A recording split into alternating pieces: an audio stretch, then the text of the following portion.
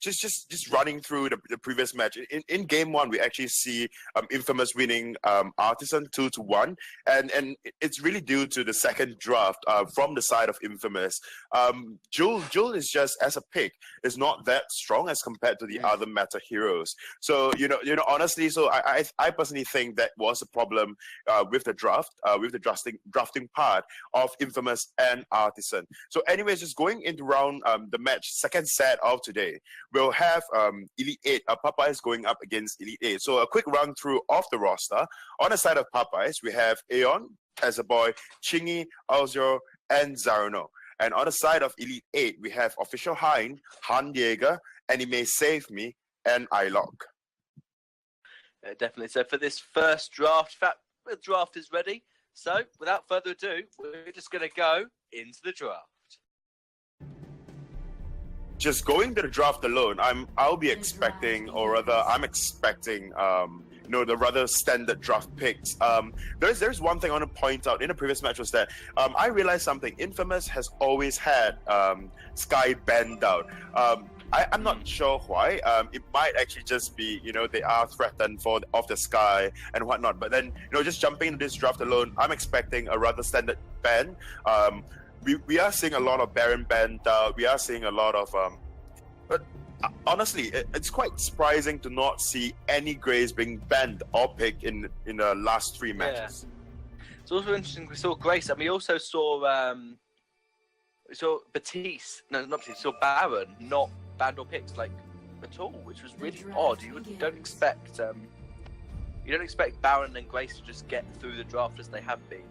But maybe maybe the teams don't think they're that strong this match. Yeah, I mean, for the previous match, we did not see a Baron. I'm not sure of the nerf to Baron. Was it big enough to stop it? But then, honestly, for playing Baron, it is really down to positioning and how you are positioned in team fights. Because if not, you are really squishy. Because the general consensus for building Baron is that you do not go for any sort of defense whatsoever. So anyways, just hopping into the draft, the teams are taking the time to pick, or rather, to ban out their first hero. I'm not surprised at all if, they are going with the Roamer's ban so that they restrict the Roamer's pool on the side of Popeyes. Yeah, they might go through a lower ban. Actually, they're actually going to ban Baron straight away. Mate, if you don't want to play him,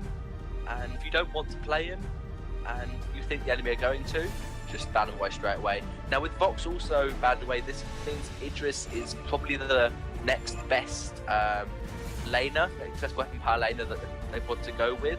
Just, instead of banning low, they want to pick it. And we haven't seen a lot of Glaive. I think that's quite a smart pick. We've seen Glaive being banned away, I think, by Popeyes quite a lot.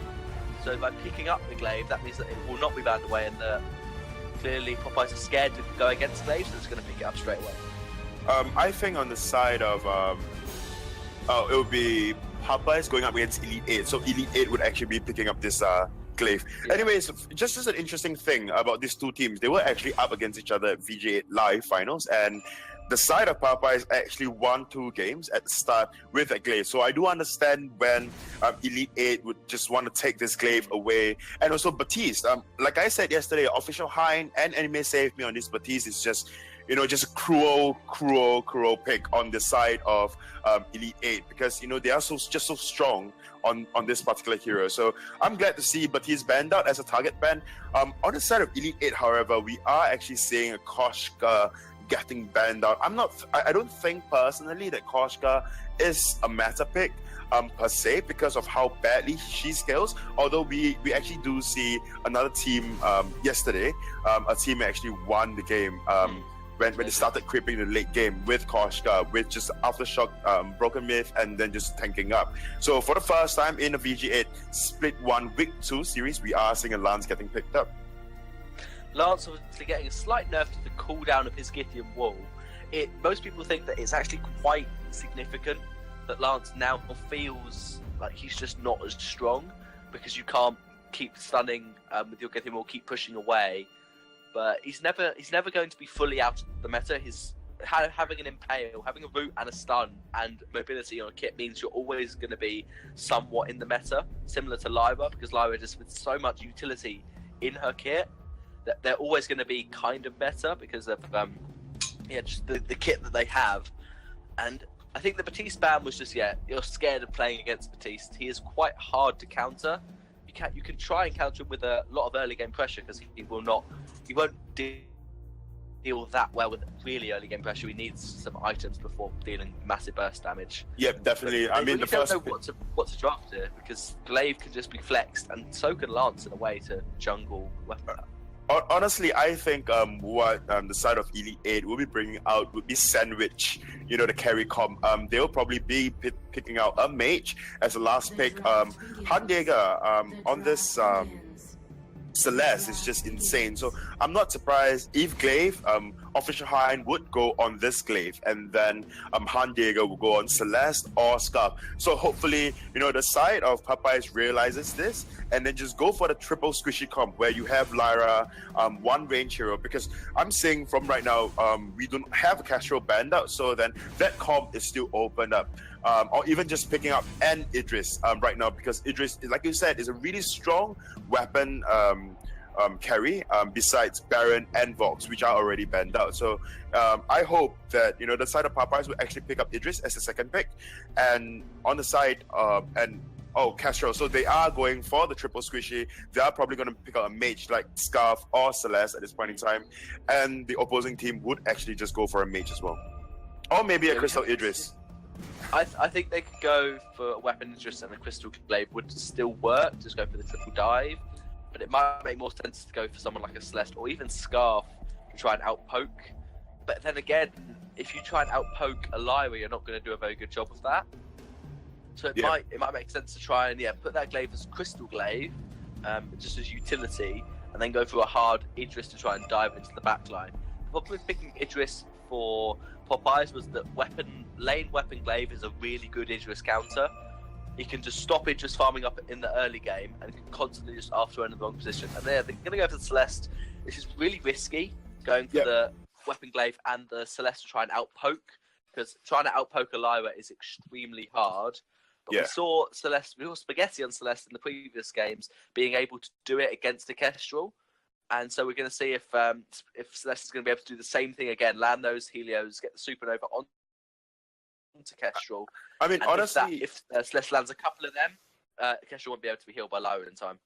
Honestly, the side of Elite 8, their comp, it's not rare, or they've been known to run this sandwich carry where they're just going to protect the Celeste with their life, and then Official Hein offers really good pill as Glaive. I mean, even as an engage as well, especially the early game gangs when Official Hein can hit up to lane after burn, the Kestrel into, Lance, and Lance can follow up with an Impale or even a Gitten Wall towards the turret, and then Celeste can follow up with Core Collapse. So, this particular comp coming out from the side of Elite 8, it is known, it is seen. But the side of Popeyes, though, this is one of the comps that I want to talk about. Is the triple squishy comps, triple squishy comp with a Lyra, a Kestrel, and a mage at the back. Whether or not Scarf or Celeste. In this case, we do actually see a Samuel. So the poke coming out from the side of Popeyes would be insane. The only way I think Official Hein actually, or the side of Elite 8 actually went through this comp before, and they did a really good job because Glaive does a really good job after burning and punting Samuel out of his drifting dark. So Malice and Verdict do not do as much damage and do not do the AoE that Malice and Verdict is supposed to do in the late game. So I do understand the comp, and also although Glaive is countered or rather checked by Lyra's Bright Bulwark, but then if Glaive can actually afterburn in and just remove Lyra before Lyra can cast the Bright Bulwark, then it'll be all good and sassy for the side of Elite 8. I mean, just looking at the comp coming out from the side of Elite 8, I really favor the comp over the triple squishy comps, because triple squishy comps is one thing. You have really good late game poke, you have really good sieging abilities, but then after all, you are really squishy. You've got no good frontliners. And, honestly, just look at the comps itself, I must go with Elite 8. Yeah, there will be a lot of poke coming out, but I think the CC from Glaive and Lance will be a lot to try and keep this Celeste alive. So it's going to be about how well can Elite 8 execute that. But with that, the teams are going into the game, so we're going to pass it over to our casters for today, and they're going to be the fantastic Azurai and Riku.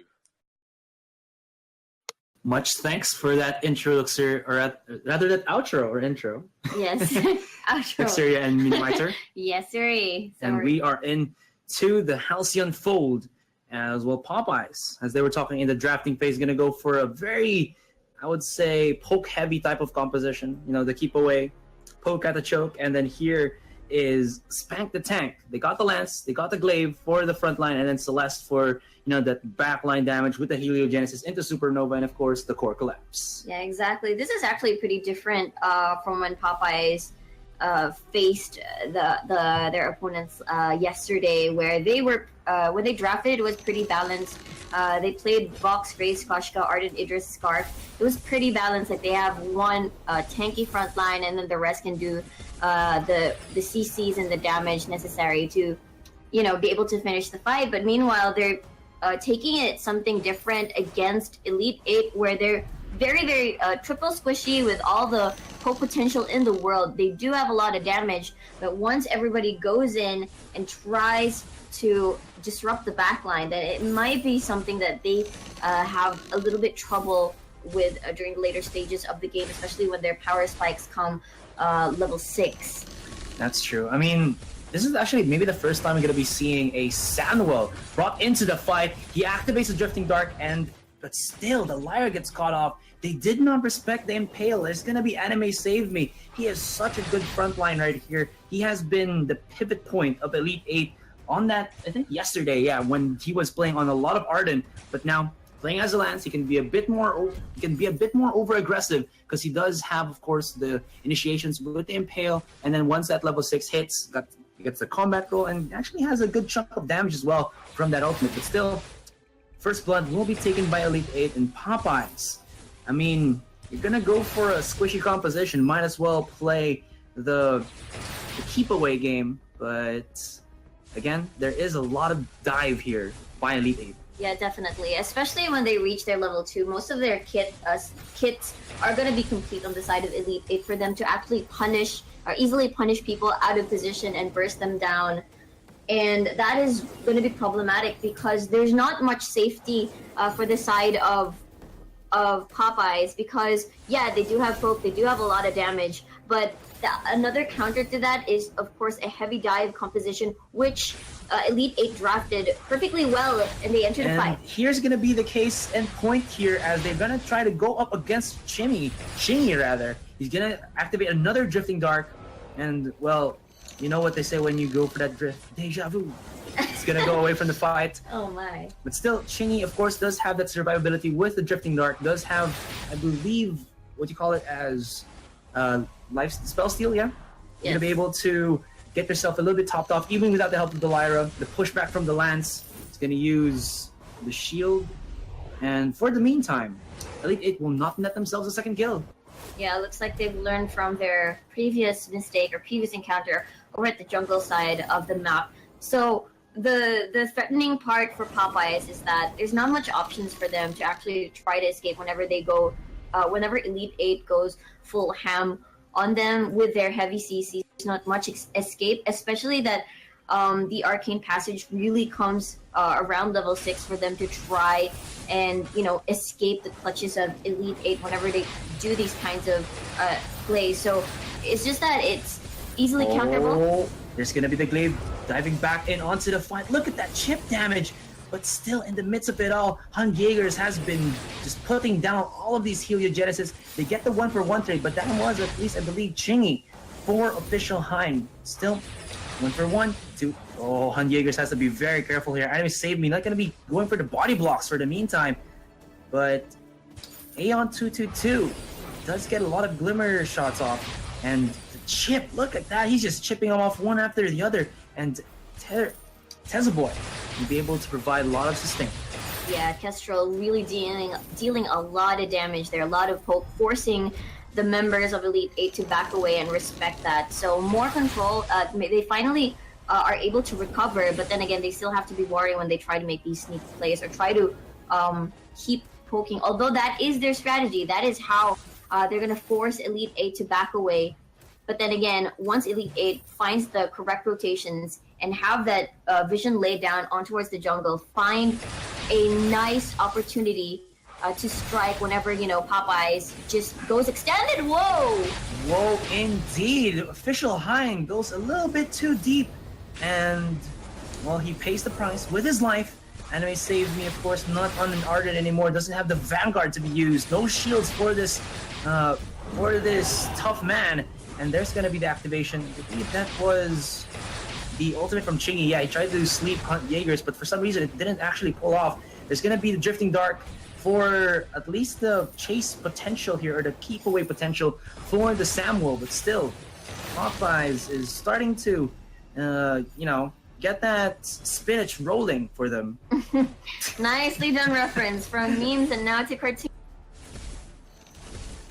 On towards an overextended Samuel Chingy. Probably went a little bit too greedy there, wanted to secure the kill, but looks like that's going to be a punished mistake from Elite 8 as they have the necessary crowd control to secure the kill. Meanwhile, again, it's going to be problematic if they prolong this kinds of pokes where they have only Celeste to rely on towards the zoning that they have to require to scare away Popeyes whenever they try to execute, to prolong in terms of like scaring them away towards their base. Yeah, but still, you have to give it to Anime Saves Me Official Hein. They have been such a good initiator for E8. Hun Jaegers has just been, the follow-up here with the Heliogenesis. But again, there's a 3v3 matchup in the lane.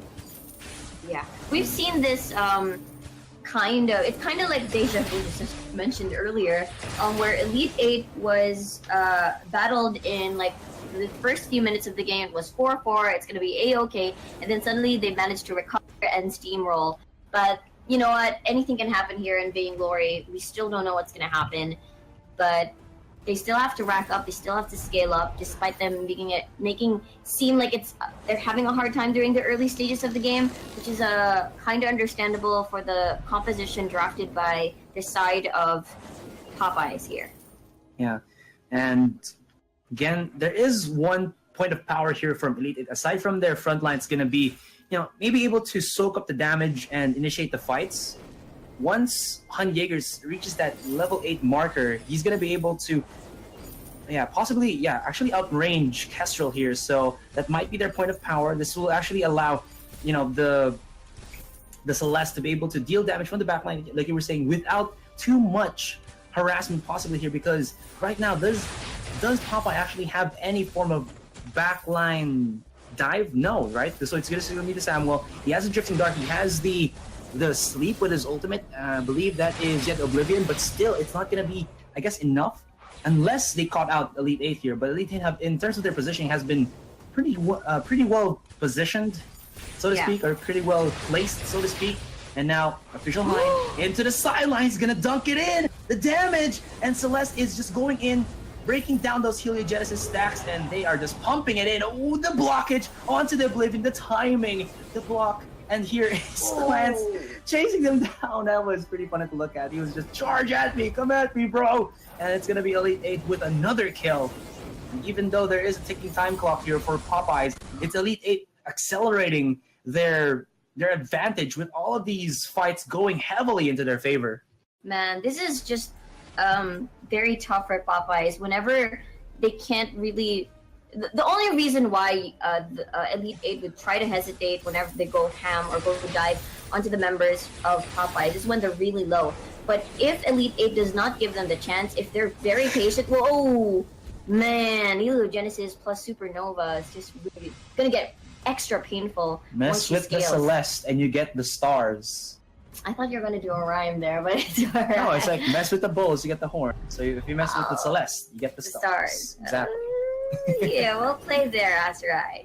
Anyway, yeah, Hun Jaegers is just going to be a huge problem later on, especially if you combine it with all the CCs in the world coming from the side of Lance here. It's easily punishable, especially if a few members is going to get caught out overextended here, since that is their main. Oh, there's a fight. Afterburn activate as well as the Blade Song. Or rather, never mind, no ultimate just yet. There it is. Huge damage coming in from Official Hind. The Star Storm! Ooh, almost hits the middle of it, and that could have been even worse for Popeyes right here. But another Supernova activates, rather hits Chingy. Lyra's doing the best that she can, but the stun connects from Anime Saved Me. And this is just Elite 8. My goodness, their dive potential, their sticking potential is just that strong. One shot, one kill. And Jaeger's got to be a little bit careful, but he will survive with a slight bit of HP. And he'll Official Hind into the sidelines. The shield was just a little bit too close right there. Not going to be enough. But Jaeger's still dropping down the beats.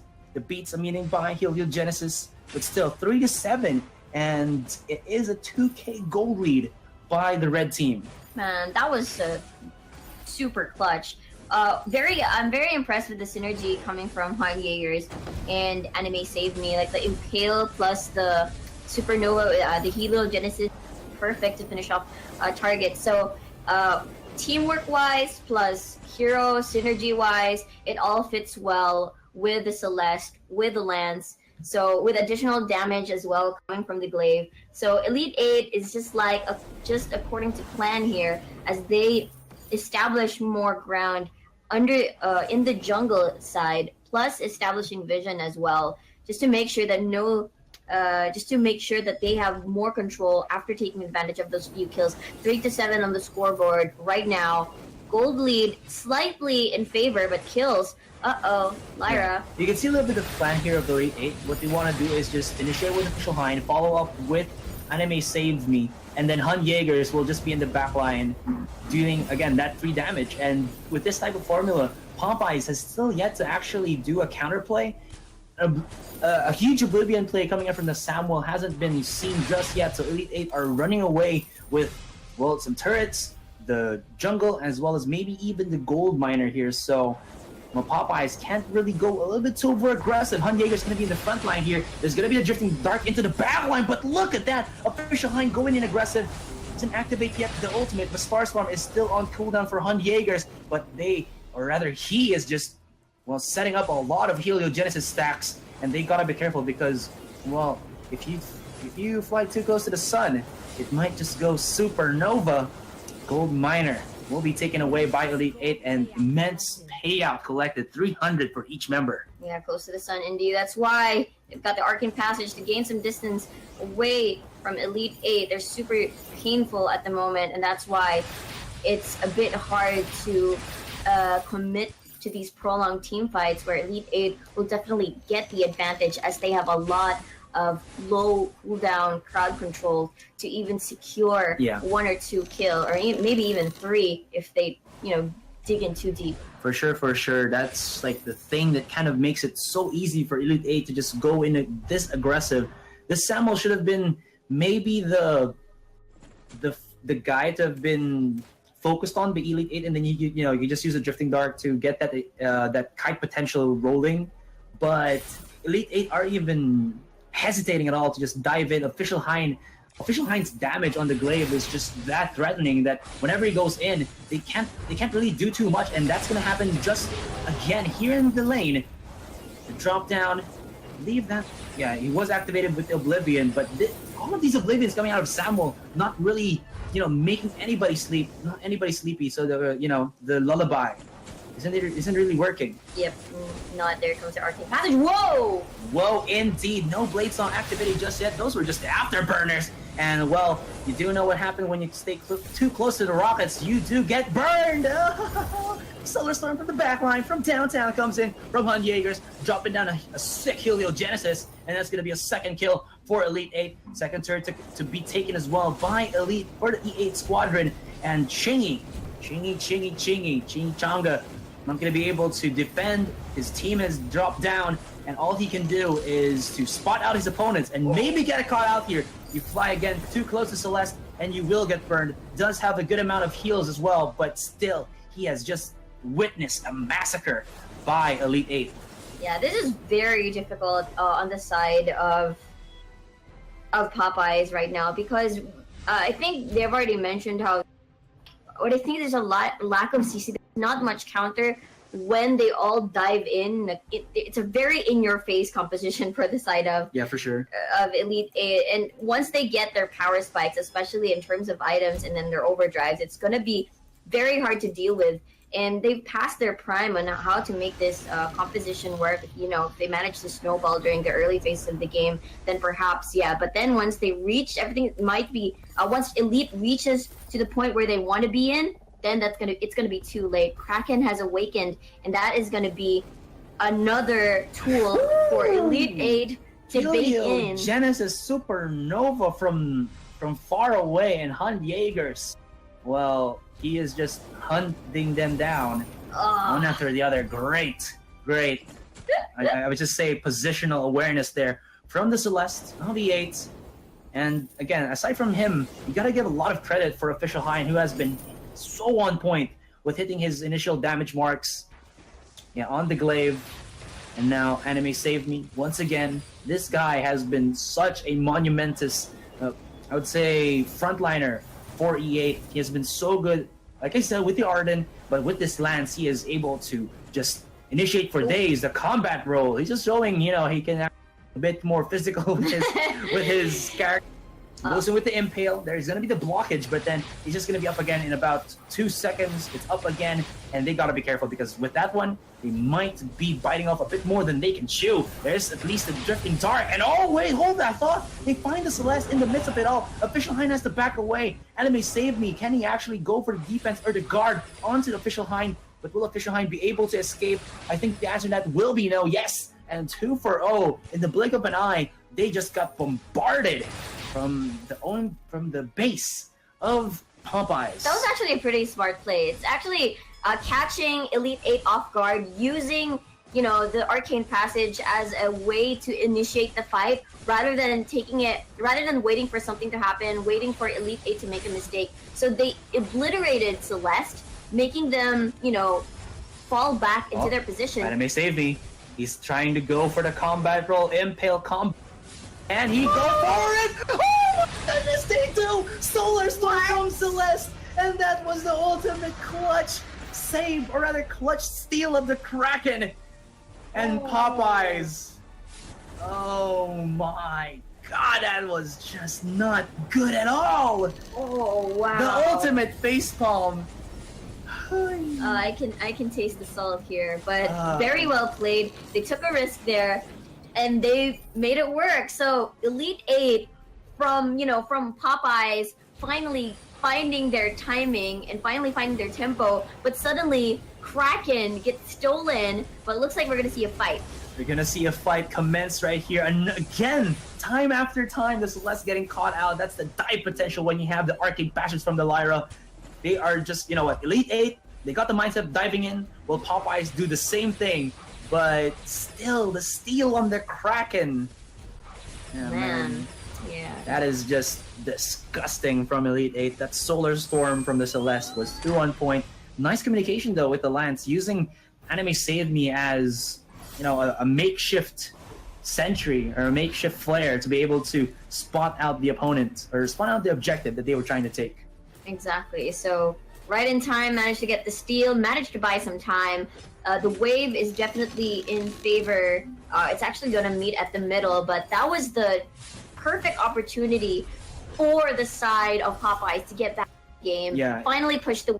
They can get more room to breathe, but suddenly the turnaround happened from Elite Eight. But now they're back on track. Everybody is back online. 3 for 3. Let's see if they're gonna be wary for the second time, because I've seen the Arcane Passage, just deleting Celeste and then forcing Elite Eight to just go back away and respect the 3v2 situation. So let's see if it's gonna be another third time for Celeste, or do they have a plan in mind? I think now they have a plan in motion. Hunt Jaegers has been hugging Anime Save Me for the meantime, so maybe if they go for that Arcane Patches backline type of strategy here, a counter Impale might be enough, or even the Afterburners from Official Hein might line them up, and then, just light them up, because possibly, there's a lot of damage with the Helio Genesis into the Supernova when you activate it once more, but if you can actually just have a 3-man, maybe 2-man Solar Storm might be enough. At least in terms of like the worth of Jaegers before he gets immediately taken down, unless he does. Maybe that's the skill that he has put off before he dies, to make it at least so that Elite 8, even if they lose him, they still will be able to have a favorable fight. But now Popeyes, they want to go for the fight. Teza Boy using a lot of flares right here. They are afraid because, you can't just go willy-nilly and go for the brush check without this type of, without vision, with this type of composition. And from the backline, they're going to be spawning in from the Kraken pits. There's a cheeky arcane passage from the backline, but Jaegers is just safe right here. Drops down a sick beat with that Solar Storm, and one after the other, once again, time after time, it's going to be Elite 8 to find the formula, and that's the clutch. That's the ace. They won't even look for the second Kraken. You know what? They're just going to march their way down and pick up the loot. Oh my god, that was just amazing coming from Elite 8. I'm pretty sure they had a plan in mind, knowing that, okay, this is the secret. Just have to burst down the Celeste and just force Elite 8 to back away. But the thing is, they were prepared for that kind of play, and because of that, Elite 8 comes back on top from that game. Number 1 goes to them. Man, it's very unhealthy when you pop a Vayne, but it's just what happens when you let Elite 8 do what they want to do. Still, that was just great coming in from Jaegers. They knew that the problem right there for the possible comeback of Popeyes was the aggressive use of the arcane passage, and then they baited out. And then Jaegers just says, you know what? I'm not gonna go for any kiting for now. I'm just gonna reposition and then just bring down the hurt with the Heliogenesis. Exactly, and that was very, very well played by Elite 8, knowing the fact that that's their linear strategy, knowing the fact that they cannot really poke it out anymore. They just have to reinitiate the fight, go dive into the Celeste as much as they can using the arcane passage. And, well, they've managed to counter that, and Celeste survive, and good job. All right, so to break it down a little bit further, I'm going to be passing off to Luxuria, who, will go for the post-game analysis. So, my man, take it away. Hello. Well, thank you for the... Anyways, we are just looking...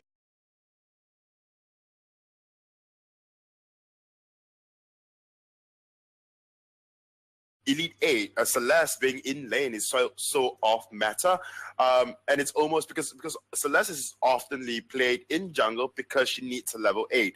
Then I was like telling him, because once Celeste actually be in lane, as long as she plays safe and just farm up and get to level 8, she'll be able to outpoke the side of...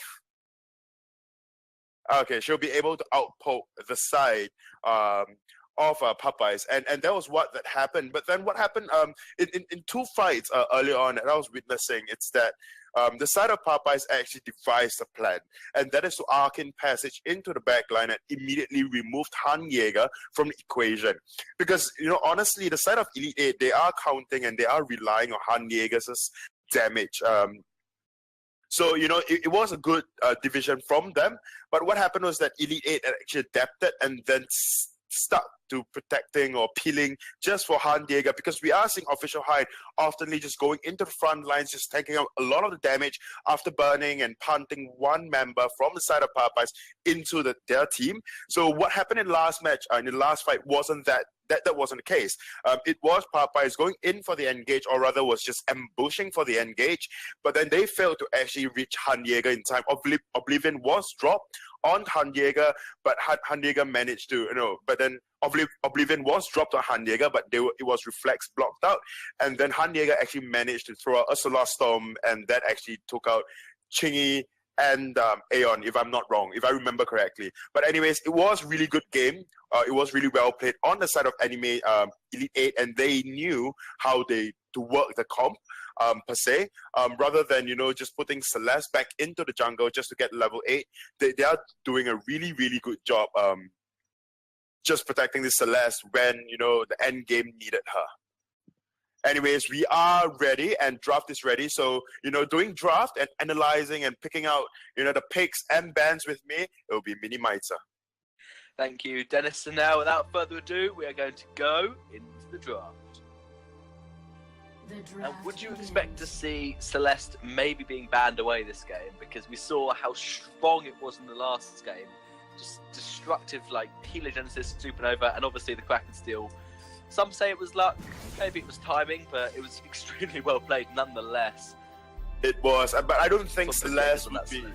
Yeah, but I don't think Celeste would be banned out because honestly, Celeste, it really goes down to the skills and mechanical play on Celeste because Celeste is not as OP as Baron in the previous patch. It's not like she can just, stand there, drops out Helios and things die. Granted, your positioning plays a big part and how well your team plays kills for you plays a big part as well. So going to this drop, we are seeing a Vox getting banned out first, followed by a Lyra.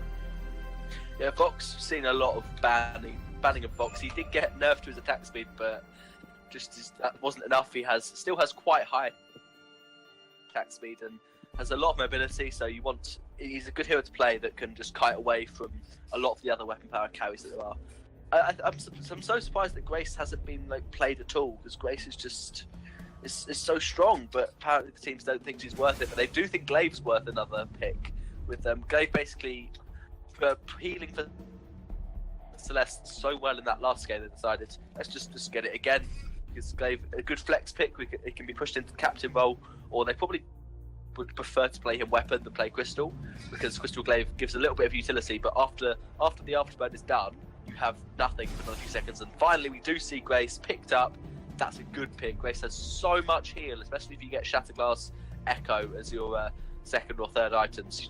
You have such ridiculous heals. Yeah, definitely. I mean, when the side of Popeyes actually banned out this Lara, I was almost expecting a Grace, but then again, because we have not seen a lot of Grace being played, so I'm quite interested and I'm excited to see Grace being played in this particular match, going up against a Glaive pickup. Then again, because you are channeling, I think you are not invulnerable when you're channeling, so Glaive can actually just stun you out of your channel, and that will just remove one single burst of heal for your allies or yourself. Yeah, that could push them to going a Crystal Glaive or Captain Glaive, because obviously Weapon Glaive doesn't have cooldown, so he has his afterburn up nowhere near as often as Crystal or Captain. So that could be quite a good counter. Also, they might want to go something like a Catherine to just get that reliable stun. Because if you do stun Grace out of the Divine Intervention, it just throws off the entire team composition. Because, for example, say they're going to go Idris make a great pick. Idris is really good with Grace, because Idris... The problem with most captains of Idris is they can't keep up with him. But Grace having the extended range on her Retribution just means you can... you can keep up with Idris so easily once you've got to level 8. And but then if Idris dives in, thinks he's going to get a Divine Intervention, about 900 heal, and it just gets stunned out by Glaive, that could turn the team fight so easily. Yeah, but then again, there is a thing. Oh, we are actually seeing an Adagio, but then besides that Adagio, that we are going to see a rather off matter. But I do understand. I mean, double heal comp, it's quite potent going up against any other comp. But then we know that for Grace, if you are going up against a lot of melee heroes, you would actually have the overdrive on Holy Nova instead of Benediction. Both has got its uses. I just prefer that, if you are going up against a full melee comp, Holy Nova is the way to go. And if you are going into, protect the carry comp, or maybe like double range or even squishies, just go for your A.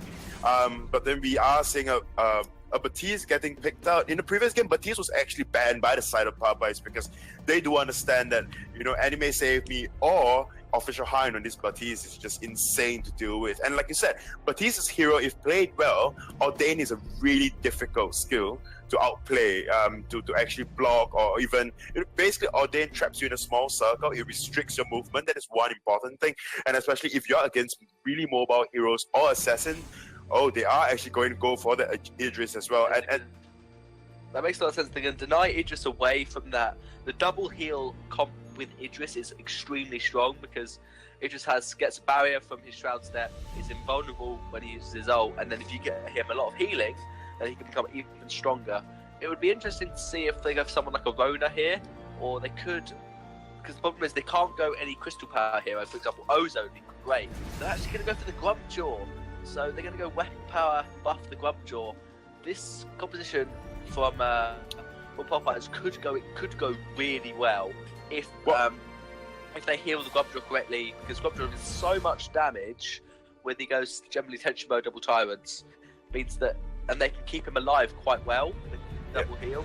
But it's going to be risky because Idris is such a good hero that can dive on top of Adagio, take him out, and Batiste can ordain Grubdrill, so then he's stuck and can't do any damage. So it's going to be about execution. I think Elite 8 have an easier composition to pull off, but if Popeyes pull their comp off correctly, they should win this. Yeah, but even in the early game, like we know Adagio is just so strong in the early game with, you know, the buff attacks and just going up with Idris. I definitely see Idris getting poked out in the early game. Of course, there is official Hein always lurking in the brushes, preparing for a gank. I think we are into the game at this point in time. So, you know, without further ado, let's bring in the gorgeous and most punny pair, Asurai and Riku. Much thanks to our genius analysts, the genius gentlemen analysts. Yeah, I'll just use that. So first time, finally, I've been telling this to Minimiter on the first series that I wanted to see a Grump draw, and we're gonna have it right now. So like they said, they have the Adagio, they have the grace to be able to pump a lot of heal and a lot of, I would say, you know, damage into this Grump draw, and even Adagio himself. Yeah, a lot of protection, as well as they are going to be heal comp. They can stay long into the fights, especially that they also have a Grump Joe, so they can easily punish, you know, this Glaive or this Idris whenever they go in. They're going to get stuffed later on. So we'll see how they're going to execute. Again, the casters or the desk has mentioned that it's all about execution when it comes to these, you know, compositions that they have drafted. So they also mentioned that Adagio is very strong during the early phases of the game. So I'm going to see how that's going to, you know, put a leash on towards the members of, you know, there's Glaive, there's Batiste, and also Idris. Elite 8, yeah. Elite 8, yeah. But still, Popeyes, they lost the first game, well, pretty bad in a way. The positioning wasn't really there. They got caught so many times, but Official Hein again will be playing on the Glaive. So I'm really curious how this will be showing up later. It's going to be Hund Jaegers as the Idris, and Hund, I don't know, like he shows a lot of flexibility. Like he knows how to play like backline DPS heroes and then also like frontline assassins, which is pretty good. In your face. Yeah, so it just shows a lot of flexibility for Elite 8, and of course the Batiste, the all around, I would say, hero right now. One of the most contested as well, just because you have so much flexibility with the skill set. You have the Ordain, you have the Bad Mojo for damage as well as leashing, and then the Fearsome Shade is just such a good disengage engage kit that you'll be able to follow up easy when you use it properly. Exactly. I mean, yesterday's matches from Elite 8, they've never played these three just yet. I think this might be the first Grump jump we'll be seeing from yesterday's. Yeah, from the start of the tournament, yeah. Adagio as well. So I'm pretty interested to see how this is going to pan out. I think Adagio has been played yesterday. I think once. Once. All right. Memory is a bit fuzzy. But yes, let's head on to the fold. Halcyon fold indeed. So let's just give a rundown of our players. Here for Elite 8 on our second game, we have Hun, Anime Save Me, as well as Official Hein. Yes, sir. Meanwhile, we've got Tezeboy 98 and Shingy. Yeah, I think you gotta say for the number 2, Aeon 222, because Aeon 222. Got it. Not sure what the 222 stands for. I don't know if 555 is laughing. So does 222 have like a meaning? I'm not sure, but I guess we'll find out. Maybe we'll later. Ask. All right. So this is it, Tezeboy on a grace, our first grace of the day. So we have been graced by her presence. I'm really excited to see when this grace will start swinging that mace. And look at this, Afterburner comes out from Anime Save Me. Actually, Anime Save Me will be playing on the Glaive, so it's not going to be Official Hein anymore. Yes, sirree. So a lot of initiates that could happen, which is exactly what's happening right now. The charge in from the barge, and the first blood connects, and it's going to be Aeon with the last hit. Never mind, actually it's Chingy with the last hit. Man. So that's just that's the potential of the Grace as well as the Grumpjaw. You're seeing it right now, ladies and gentlemen. Yeah, it's super. It's a bit difficult as well. to counter the grub jaw whenever he goes to dive in, especially when he reaches his level 6, once he reaches his stuff. So, Elite 8, though, I'm pretty sure they have a plan in mind here for their composition that they have drafted. So it's all continuous, persistence, if you will, once they have reached their power spikes. Which is, a very familiar playstyle we've seen from Elite 8, where they're just going to be patient. It's okay if they give away like 2 or 3 kills to the enemy team. It's fine. It never phases them, especially if they have a good understanding of their draft, the weaknesses of their draft. That it might be weak early game wise, but once they have achieved or reached their proper itemizations and their spikes and their overdrives, then that's the time that they're going to be confident enough to strike. Chingy has been, hitting his head with the grumpy on the walls. But still, he is pretty damn safe in the mid lane, or rather in the lane. Boy will be absorbing a little bit of the XP here, so, he gets himself that nice curve. Idris, really curious to see this one from Hun Jaegers, and Boy might be a little bit too over-aggressive here, but with the help from this Grump Jaw, Benediction with the Grumpy, really a devastating two-man double whammy initiation by Popeyes. Yeah, I guess the perfect situation here is comboing the Batista's ultimate and then burst them in time for them to not be able to heal themselves up or sustain themselves. That's the perfect scenario for Elite 8. Probably get 1 kill, enough for them to follow through and push towards certain objectives in the map that they can take. So meanwhile, they just gotta be patient. They've reached level 3, but Grace goes in. Let's see what's gonna happen. Benediction used by Tezza. A little Aeon with the Adagio.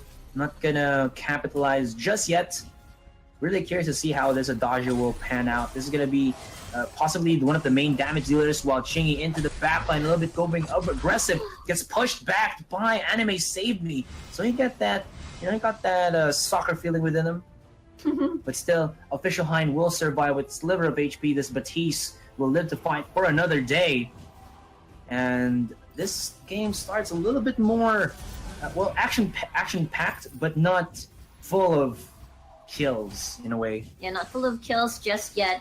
As they're going to be playing conservative, it is very crucial for them, as this is the second game of the matchup. I'm pretty sure Popeyes might have been phased from earlier, having a hard time during the mid game, from their first match against Elite 8. So they want to play this patiently, as the way Elite 8 plays usually. So let's see, there might be a fight here. Oh, guess not. Guess not, but whoa! Wait, I thought that actually, but the Batiste was. Oh, he was stuffed. That's why. But Official Hein will still survive with just a smidgen of HP here. And Chingy, he did get the stuff, but that was still. You saw a power play coming in from Popeyes. And little Official Hein, man, this guy has been very lucky with his life. Man, both of these teams have the capability to have these really long sustained team fights, if ever. So it's all a matter of bursting the target down in time, or landing those disabler skills for them to not be able to recover themselves. So with this, there's already the stuff coming from Chingy. That was an almost elimination for the Batiste, for Official Hein. But then again, that was so clutch. Almost, but not quite. Benediction activated there by Boy. He wanted to stop the recall time, but Aeon starting to ramp up. Look at that attack speed. He does have that Agent of Wrath. Now, it looks like Popeyes, they're not going to be fooling around too much anymore, and they're going to be starting off into the turret, into the lane. Nice damage there onto Hun Jaegers, but they were fighting under turrets, so they have to back away. Boy eats a little bit too much damage from that turret. Chingy does activate the stuff, and well, on a relatively low cooldown, you really want to keep using that item, or that ultimate rather, to bait out your opponent, maybe even get a kill. Exactly. I feel like the formula isn't complete yet for Popeyes whenever they do these aggressive dives, when Chingy enters the fight and initiates, because Grace still does not have her level 6, Boy still does not have the Divine Intervention, so safety-wise, it's still a bit too risky once they go 100% or commit into a fight. Just like what they had earlier, they had to back away. They had to respect the turret's damage, and Grace almost actually fell from battle there. But a good thing, you know, they know their weakness. They know they're not at that point where they can overcommit just yet. So it was a nice try though. But again, after a few seconds, stuff will be available. Imagine if like there's gonna be a level 6 Grace with the Adagio. Like if they focus fire the Adagio and then he just activates the Verse of Judgment with the hold that thought. It's gonna be the activation of the stuff. An official Hein, will he finally be taken down? Charging from Chingy right there, but he was a little bit too over aggressive. Adam saves to come from downtown and just pushes him away. But Adagio, Aeon from the backline, almost dealing enough damage to spot out Hun Jaegers, but Hun Jaegers is just too damn good. And Chingy on the Grump Jaw. Well, his first, or rather his slot A is named Grumpy, but that is what's gonna happen to him after this game if he can't find a good target with that stuffed. Definitely grumpy indeed here, as he has devoured the glaive, not able to secure the kill in time, and then it became another situation where they could not handle. It's more like waiting for ults to actually be used on the side of Popeyes, and then Elite 8 comes to that point where they can punish those kinds of aggressive plays. So again, they're being very patient and waiting for the correct moment whenever they try these aggressive plays. So establishing vision is what they can do, because once Grump, attack from the sides, using the jungle as the path for their rotations, and probably maybe catch either one of the squishiest targets that they can find. Batiste there, but they're going to devour. Time after time, Chingy goes in aggressive. You actually make it into a 2v3 situation for the time, but Grace, a little bit too low, might have fallen from that high tower of hers, but still, there is the divine intervention. They can activate it onto Chingy, and that's what she does. So much absorbed damage coming in from this Grump Jaw, and they live to fight another day. Aeon with the Adagio does have a lot of energy to be able to use to get the fire for that heal, but look at this, they dive back into the fight. Enemy stays me, goes in aggressive, and he will be able to chip him down. Hun Jaegers just going in. Can he get it? Yes, he does, but still, Enemy saved me here onto the brush. Well, doesn't want to get spotted out here by Chingy as well as Teza, but he's gonna try to, and he is slowly but surely trying to run away. He does have the movement speed boost. I think he was trying to bait them in as well. Maybe under turret he would be able to find a kill, but still to no avail. Yeah, it was a bit too risky there. They finally find the opening that they wanted for the side of Popeyes, and they managed to execute that pretty well, disrupting the backline as much as they can, and finding their target. It is the key. I mean, it is a bit, not linear, but more like they have to be wary whenever Chingy is near the area, as it could be Batiste, it could be Glaive, it could be anyone that they could devour there and disable. So Grace just doing a little zone and just walking there, indeed, strutting her stuff, gets the mace, slams it down. Chingy follows through, and this is gonna be another clash right here from Teza Boy, and they will follow Chingy so aggressive into the midst of it all. He's looking for the damage, but Official Hein is starting to stack up that mojo, or that bad mojo is starting to hurt a lot. And Chingy still hasn't used the Devour, rather the Stuffed, and he will be able to put his belly with that opponent of his. Aeon uses I believe he uses the Verse of Judgment to calm. When the opponent came out of the Stuff, there will be a follow-up, but still the damage wasn't enough. Yeah, damage wasn't enough, and now Grace is half HP and full HP meanwhile for Elite 8, so that means they have the capability to actually try to poke them out, unless Chingy tries to deny that and become aggressive and scare them away. But no, HP-wise, definitely Popeyes, plus the poke from Elite 8 is going to add some hesitation. Whoa, Chingy! Chingy just going in balls deep. He's super aggressive, and they are just chipping him down one after the other. But this overcommitment has paid its price, and Popeye should be aced. That's going to be a 3-for-1 streak. Official Hein was the only collateral there, and even a turret to boot. Man, oh man, that was really... What do you call this? I don't know. I feel like what what Popeyes did there was, you know, they've got a lot of heals. Maybe it's okay to bait our HPs because we're a double heal comp. It's okay. But then again, I think it wasn't enough, and that's why after turret, after 3 kills, even controlling the gold miner there, even having more control over the jungle. So Elite 8 got a lot out of that. But meanwhile, for the side of Popeyes, there wasn't any consolation prize whatsoever. Yeah, and well, if you think about it, like this is just the composition, or rather I guess in a way, it's becoming like a one-trick grump jaw. Like if it was a pony, it would be a one-trick pony. But yeah, this is a one-trick grump jaw for Popeyes. And from what it's looking to be, Elite 8 might actually push this into a fairly easy matchup, but still can't put out of the equation Popeye just yet. They still have the Adagio. Chingy can find him a perfect positioning or a perfect target with that stuff. And of course, this is Grace. She is the beefiest, one of the beefiest front lines right now. 3-man fearsome shade coming out from Official Hind. And that was just combo nation coming in here from our Elite 8 side. But they have actually scattered between all of these bruiser members of Popeyes. One after the other, they are just taking down the damage. Beaten by Popeyes, they go. Anime Saves Me tries to run away with the afterburners. There's a flare just to catch him, just to spot him off.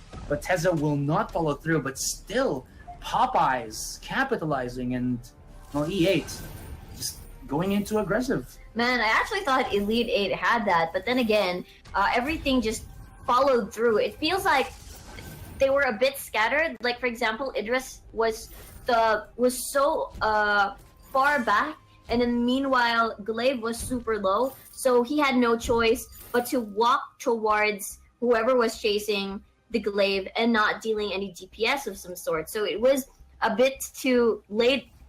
Even though that was like a 3-man fearsome shade, it wasn't enough, definitely, to counter Popeye's counterattack. Yeah, guys, I think that with that, even though that was like you said, a 3-man fearsome shade, there wasn't enough damage follow-up to have made it into an effective 3-man fearsome shade. And then Chingy, my goodness, his Grumpy was just on point. He was able to find the Official Hind in the back line and just chomp him down, literally. Enemy Save Me will be the recipient of that stuff, but ordained to connect as well onto the Adagio, and he is taking a whole chunk of damage. They are just focus firing him for days, but the heals of the Adagio, the sustain is just coming out right now for Popeyes, and Official Hind should be broken down by Tezza, as it looks like, well, never mind, Enemy Saves Me is actually going to deal the damage, and from downtown, or from out of nowhere, watch out, Hunt Jaegers comes out and gets 2 kills. I really thought it was gonna be Aeon to, come out on top. I actually thought that Popeyes, yeah, I do agree with you there, was the one who was about to win that team fight. It's just that I was a bit worried how you saw how Adagio Aeon was really good with his kiting skills. Everybody from Elite 8 was just chasing him down and ignoring the rest of the members like Grace and Grumpjaw there. But then again, it worked out in the end for them. They have the capability to keep chasing you down, to keep sticking towards targets, priority targets that they should eliminate first, so that to weaken the composition of of Popeyes. So it worked out pretty well. They moved towards the next target. So what they can do is they keep focusing on one, and then the damage will be enough. The heals will not be able to counter that, and that's why Elite 8 managed to get right back into that team fight. And it looks like, with that in mind, I mean, Official Hind has been getting caught out one after the other, but the thing is, Popeyes has to, let's say, invest on that commitment onto Official Hind, and with that, Han Jaegers is able to go for the damage. They are just chipping down, well, this Grace for the meantime, and another 3-man fearsome shade coming in from this Batiste, but oh my goodness, the burst of judge with the damage coming out. But the divine intervention is keeping him alive, but hold that thought, not enough damage to spawn Official Hind, and he goes in with the fadeaway bad mojo, and well, the heals will be real, and will they transition this into a second turret. I think that's going to be what Hind Jaegers is looking for, but I thought that was the combination that they were looking for. I actually thought so too, but the problem is Elite 8 has scaled far into the game already that their damage is just too explosive. And yes, Popeyes has a lot of heals, but those heals are not sustained by the follow-up damage to actually keep up with the fight. So with that said, with the scaling that Elite 8 has, plus the kit that they have with their crowd control skills and their AoE, especially with the Bad Mojo, plus the Fearsome Shade, it's just going to be problematic for Popeyes, especially when they are all stuck together. Since you have to, for you to take advantage of Adagio's skills, you really have to be be sticking around, attacking for days. But the thing is, you can't, because you have to reposition time and time again, because Anime Save Me just gonna dive in. The Kraken was actually taken by E8 for the meantime. This is gonna be somewhat of a 4v3 situation. Bad Mojo, look at the damage he chipped down from Official Hind here into the backline, and they push back immediately. Popeyes, they go for the heal on HQ, and Grace goes in. You can see, well, for E8 trying to back away, Official Hind has to be very careful here, because Adagio does have a lot of, well, shredding damage on his Agent of Wrath. They gotta at least respect that for the meantime. And Hunt Jaegers did not. He will be spotted out. There's gonna be the Grumpy from Chain here, and Official Hind has to back away as he will almost lose his teammate. But live to fight another day, I say. They do leave the Kraken to actually deal a huge chunk of their base's structures, and one more hit. Can he get it? Oh, it's so close. Man, I feel like they overcommitted to that fight, where it was so prolonged enough for the Kraken to deal enough damage, maybe eliminate one turret there. So that was very well played. I mean, Elite 8 stalled that pretty well, took advantage of the Kraken to its full potential. Yes, they managed to get one kill out of that for Popeyes, but at what cost, rather. So they've lost a defense structure on their side, and I wonder what Popeyes is going to do to actually counter this, as they do have the potential to do so. This side is a bit worrisome whenever they try to overcommit to these fights where they lack the necessary damage to follow everything, even though they have a lot of sustainable during these long fights. Is so overwhelming. They also have a lot of crowd controls to be able to face Elite 8, but the thing is, it's Elite 8 who has crowd controls themselves, as well as backline penetration. You got yourself the afterburners from Glaive, so he'll be able to reach Aeon. And when that happens, you're kind of forcing Teza to look behind you, and then there's Official Hind. He'll be able to deal the Bad Mojo from the back. Hunt Jaegers can actually come from the flank. And, I mean, in a way, Elite 8 is dishing good amounts of damage from all three of their members. And this is kind of like destroying the single target type of composition that Popeyes might be going for, because they're looking for only the auto attack damage from Aeon, and he can't really do, that chain damage like if you would have a vault. But I think that might be the case why Popeye right now is having not such a good time. But for the meantime, they will be spotting out Official Hind. He will get shut down, so maybe that was their opening. For now, Hunt Jaegers has to back away, and Anime Saved Me. Yeah, he was stuffed. He got into the belly of the beast, and, well, he's still shaving off that. You were inside a belly. There's a lot of things too. Yeah. All right, I gotcha. If only people could see your hand gestures, then they'll probably get what you mean. But anyway, going back to the game, I kind of noticed how this is pretty much like deja vu. Okay, there's gonna be the Kraken. They're gonna be secured. It is gonna be a double deja vu where the Kraken's gonna get stolen. Are they gonna let this happen again?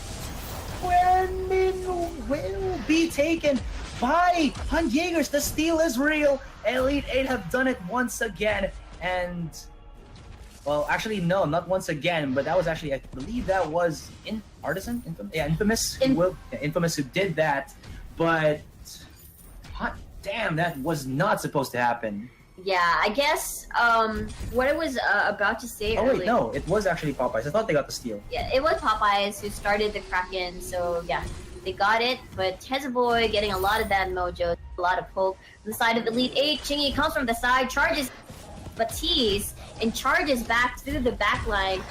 This could be a setup for a 3 fearsome shade, huge fearsome shade coming out from Official Hein, drops in the bad mojo, and Anime Save Me trying to chip down this Kraken for the meantime. Batiste will actually try to recall. He is going to be safe, so he's going to be holding hands with his teammate to bring down this Kraken.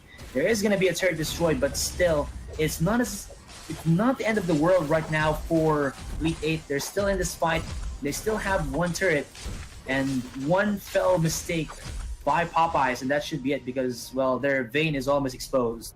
Wow, this is a pretty back and forth match for our second match for today between Popeyes and Elite 8. I really like their playstyle. They're certainly adapting to each other as the game progresses.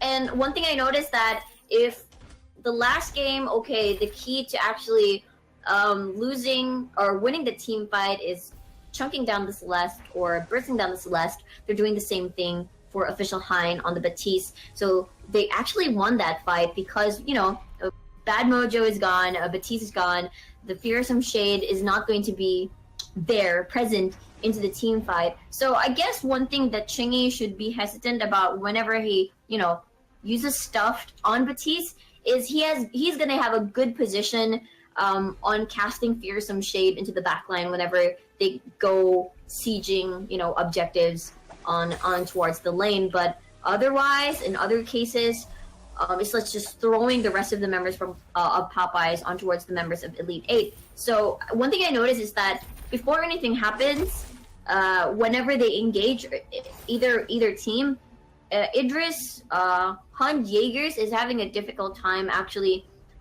staying alive into the fight, which is a bit surprising because, you know, that's an Idris. But I guess Popeyes has found their, you know, tempo already. Yeah, their stride. But the thing here is, Aeon on the Adagio is starting to ramp up in terms of being able to survive. He does have, of course, the toolkit for that, or the skill kit for that, and it's just showing right now because even though there's a full commitment of assassination from Elite 8, it's still not able to kill Adagio because, again, there's the Divine Intervention and the Verse of Judgment, which just makes him so freaking tanky. He cannot even pierce through all of that armor or all of that safety for the Adagio. And right now, a huge team fight will commence. Fearsome Shade as well. Really, Official Hein has been putting out this Fearsome Shade, but is it really going to be enough? Look at the heals! Divine Intervention clutch coming in, and that was just huge. Not even a Verse Judgment from Aeon just yet, and they got baited. Hugely baited by Popeyes, and slowly but surely this could be turning into a possible game 3 for our best of 3. Yeah, man.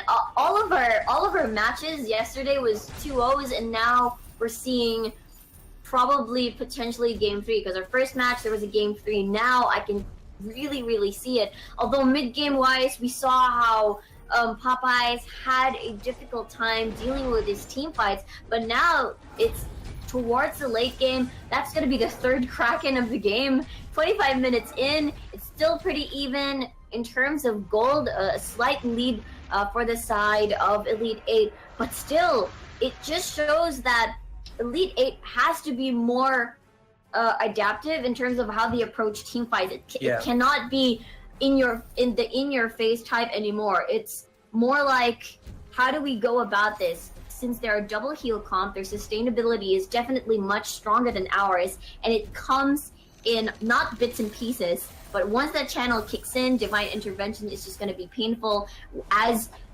they wanted to burst down Adagio, and they also have to deal with this Kraken on the side of Popeyes, the second one at that. Actually, I think this is the third one, but I mean, second one. Yeah, that's true. Turret should be taken down shortly after. And you gotta remember, guys, like from yesterday's standpoint, our point standings, Popeye was only 2, and Elite 8 is 6, only 4 behind of Infamous, and Popeye is just showing up right now. And Elite 8, they're starting to have no answers for this second game. Maybe this is the time for them to prepare for the third game, but I could be wrong. One wrong move. But you gotta remember, with the addition of the Grace, before I did hear that it was more of the popular pick with the Lyra and the Adagio, but then once the Grace comes in, it just provides so much sustainability, as well as that kind of baiting tanking potential, because you do have the divine intervention plus the versatile judgment combo, and I think in a way because of that, plus the sustainability of Aeon on the Adagio, it's just making it so difficult that, like you said, going in face to face with Elite 8 is not really boding too well for the blue team. Exactly. I mean, damage reduction plus heal. I'm not sure. That's going to be 2v3 if ever they try to pursue this, because we saw that the Grumpjo actually went back home. There's a fearsome shade actually being used, but Tease, you're in the middle of it all. And well, he will get caught off, but backdoor for days. Yeah, they got baited, son, and that's gonna be it. GG. From right under their noses, Elite 8. They went for, I would say, how would you say this? Oh my! It was a smart play, but it was a play that doesn't leave a good taste in the mouth of Grumpjo? Of Popeyes. Yeah, Grumpjo. Exactly. I mean, that was really smart. They chased them down the jungle, canceled the ports. Only Grumpjo is the one who's able to get back home. Batista's sacrifice was not in vain. It's gonna be okay. And that was really impressive. Very quick on their toes. That was just right out dirty. Well played. Oh man, come on, Elite 8. I mean, all right, fine. That was one of the strats they can do. I mean, like we said, there was only one more crystal turret left before the. And it was very low as well. Yeah, it was. Yeah, it's just amazing how a minor mistake. I don't know, a mistake during mid game where they overcommitted to a fight when that Kraken was knocking on their base, manages to bite them at the back during the late game. It worked out pretty well in the end for Elite 8. When you said that Batiste got caught out, I was wondering where the two were. I immediately thought Hun Jaegers has a lot of damage. I know what's up right now. Yeah. Okay, so guys, we're gonna be passing it on to Mini Miter, who's not really mini on terms of his analysis. So, my man, take it away.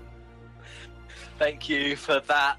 What a game for Elite 8. It just decided, I don't trust myself to wall jump this. I'll just hop inside Glaive and he can half run over the wall, and then we can take this back door pretty easily. Batiste literally just barely managing to stop Aeon and Tezaboy from porting home. So Shingy was trying to 1v2, stopping them taking the Vayne. Glaive had an afterburn as well, just to make sure that Shingy couldn't win that.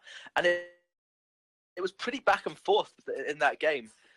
Anime Saved Me saved Hun Jaegers so many times during that early to mid game, but Popeyes brought it back. They turned it around really well, but then they decided to only get the one turret with Kraken. They just left Kraken to die, and they tried to play as safe as they could.